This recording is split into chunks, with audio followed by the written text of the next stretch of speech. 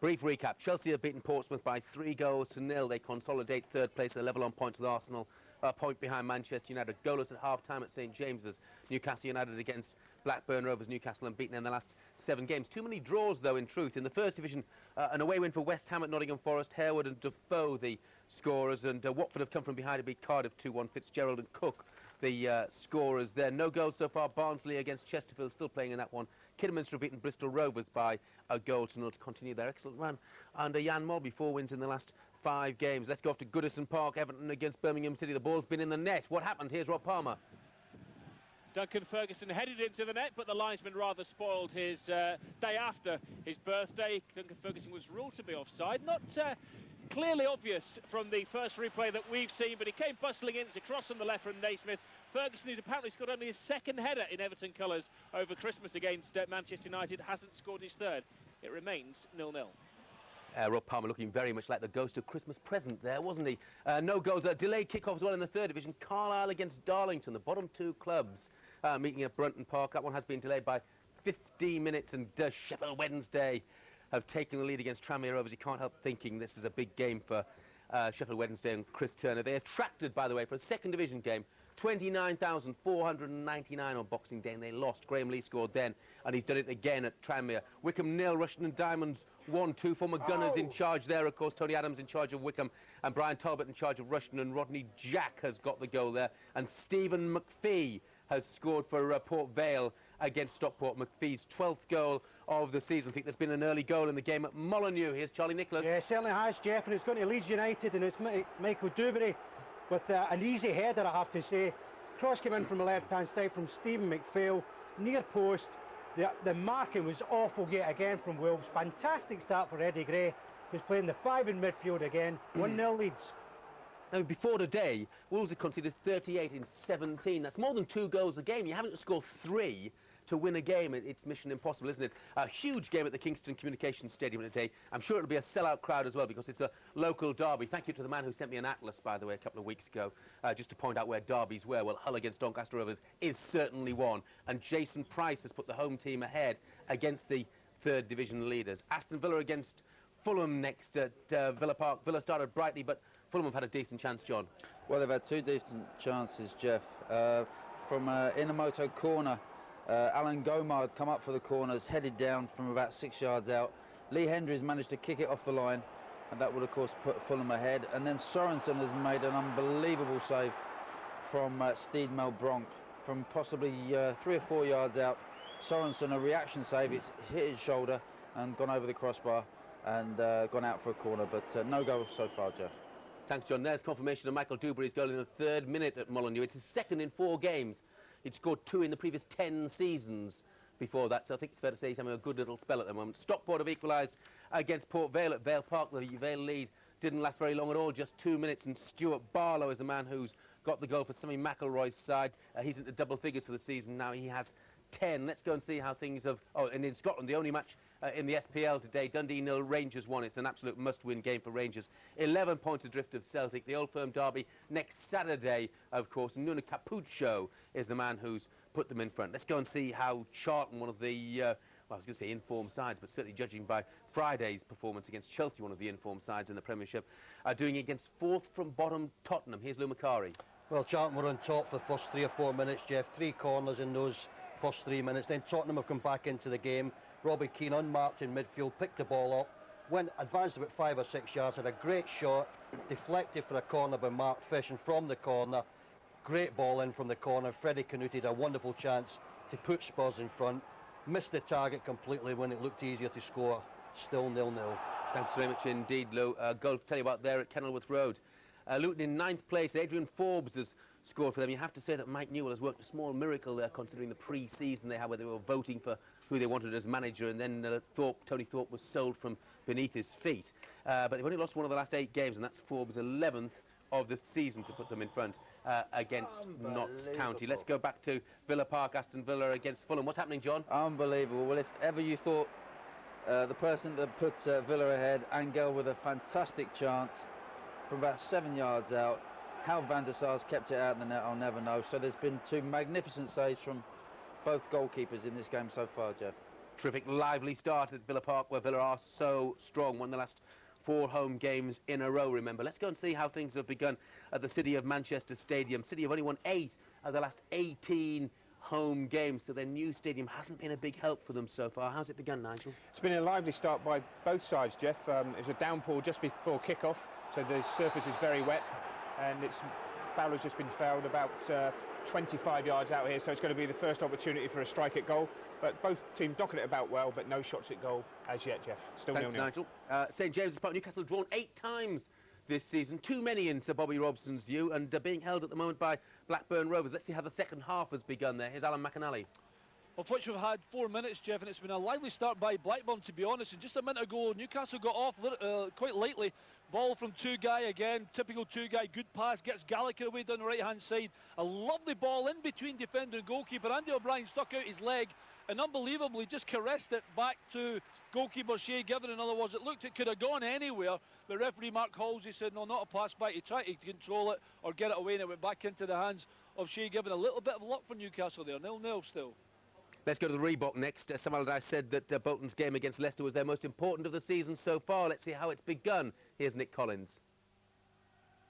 Well, Bolton have begun pretty lively, Jeff. They forced a corner in the opening seconds, but that said, they haven't really tested Danny Coyne in the Leicester goal. Remember Coyne making his first Premiership start of the season because Ian Walker is suspended. That said, just moments ago, Djorkaeff whipped in a cross, and Coyne was a little hesitant in gathering it at the second attempt, so I'm sure Bolton will feel they could well have a chance in that respect. But at the moment, it's 0-0. No goals there. Chelsea have already won today. Remember, we've had a goal in the 3 o'clock kickoffs at Molineux. Wolves 0, Leeds United 1.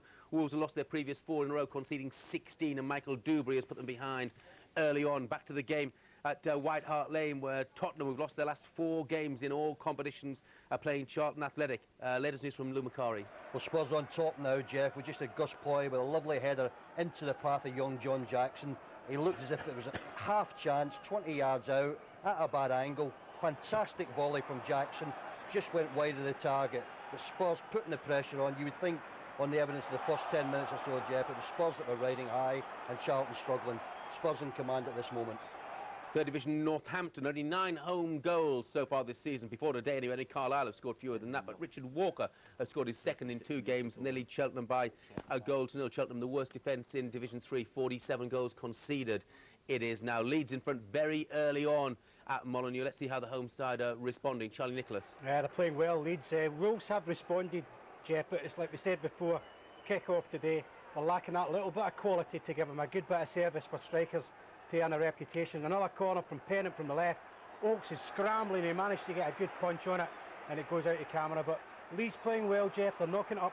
Alan Smith's not playing up beside Viduka, but he's strong on the left-hand side. He's quite well advanced. He's taken it in well, and Leeds have settled the best. I stand corrected in the goal, though, Jeff.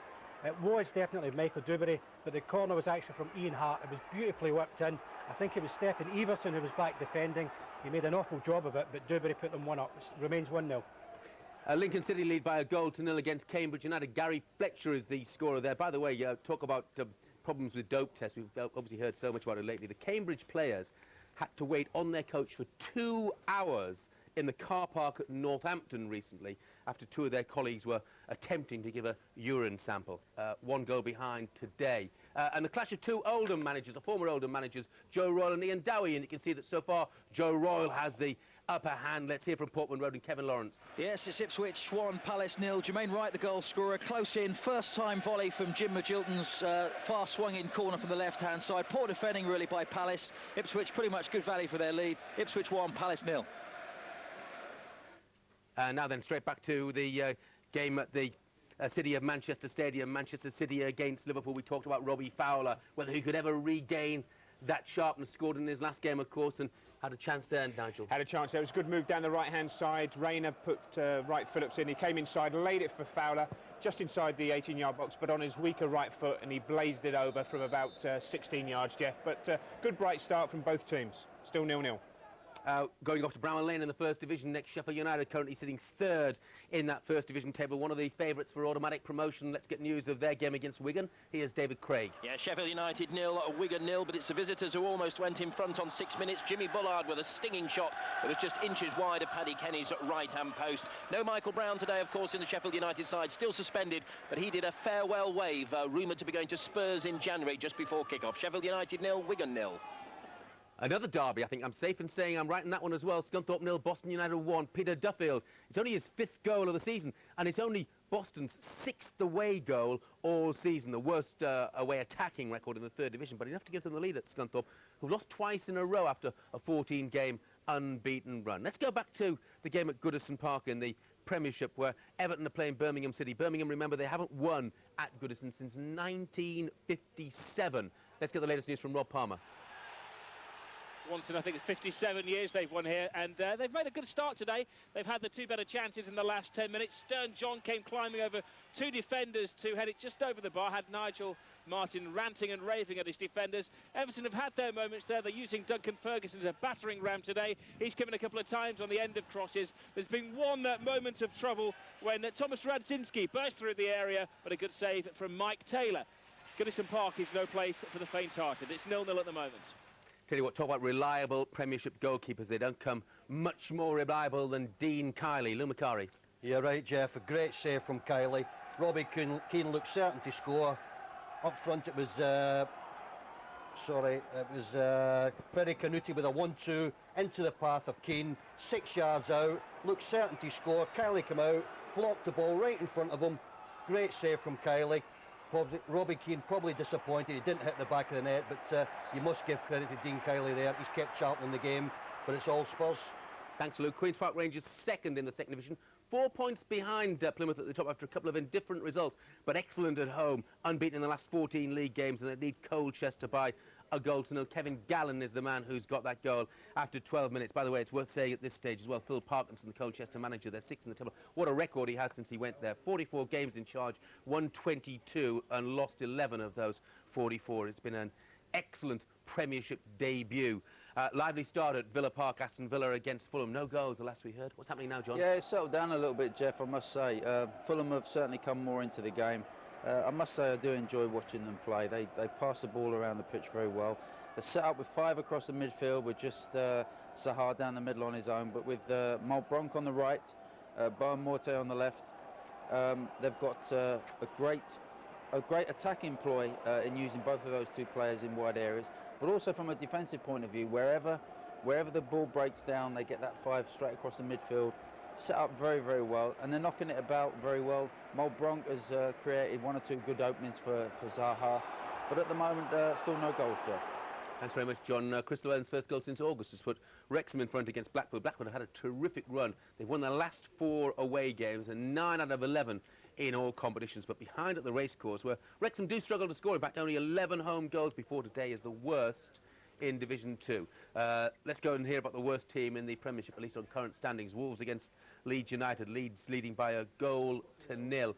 Any sign of that changing, Charlie? No, there hasn't been, Jeff. They've had 2 attempts at goal, but had about 15 minutes to play. They're still 1-0 down. Leeds still controlling the game.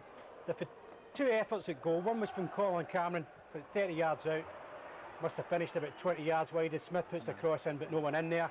And then there was a knockdown from a corner, and it fell kindly actually for Newton at the edge of the box, right foot volley, sliced it high and wide. Don't really test the goalkeeper enough. But the young lad playing at the back for Leeds today, Jeff, Matthew Kilgallen, and he looks pretty sure. He looks steady. The system's working for him at the moment. But the guy who's catching the eye for me at the moment is Jermaine Pennant. He's got a lot of room in the right-hand side, giving Naylor a tough time. Still 1-0 Leeds. Yeah, Kilgannon made his Premiership debut on Boxing Day. Let's go back to the city of Manchester Stadium. Manchester City against Liverpool. Kevin Keegan, his current side, making most of the running against his former club, Nigel. Yeah, they are, and most of it's coming down this right-hand side. Jeff, Sean Wright-Phillips has given a bit of a torrid time to John Arne-Riise, and Smits is chasing back as well. But Man City on the attack. They've got a corner here with Tane's going to take in, swinging it on his left foot. Dudek comes and punches it, still in there, and then he makes the save, getting back on his line. So it's Man City on top, but still 0-0. Thanks very much. Nigel, Luke Guttridge has equalised for Cambridge. Much better away than they are at home. 19 of their 29 points have come away from home, and now they're level at Sincilbank. One apiece, the scoreline there. Let's go and see if there's any sign of a breakthrough in the game between Everton and Birmingham. Here's Rob Palmer.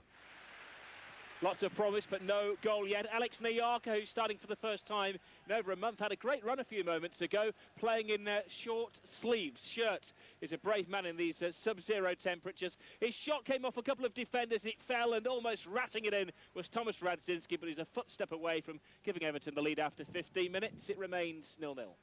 Back to St James's Park. Newcastle United, unbeaten in the last 7 home games, would have been strong favourites to beat Blackburn and temporarily at least go fourth, but no goals so far. Are Newcastle dominating, Alan? Well, I suppose lion's share, Jeff, possibly. But the second half have been very, very unconvincing indeed. That's us almost coming up to the hour, and to be honest, Brad Friedel hasn't really had a touch, apart from an optimistic 35-yard drive, which is a free kick from Solano, that somehow managed to get through, and Friedel made a good save down to his right-hand side. But the best chances come to Blackburn. Paul Gallagher, very, very good up front. He'd come very deep, a little turn, put a beautiful pinpoint accurate ball right in the middle for Andy Cole to get onto, and Shay Given was superb, out early, shut the space down. The ball was bobbling about a bit and Newcastle eventually got away. I don't think Sir Bobby will be particularly happy, Jeff. 60 minutes played, 0-0. Now Leicester City have scored in 26 out of 29 league games before today.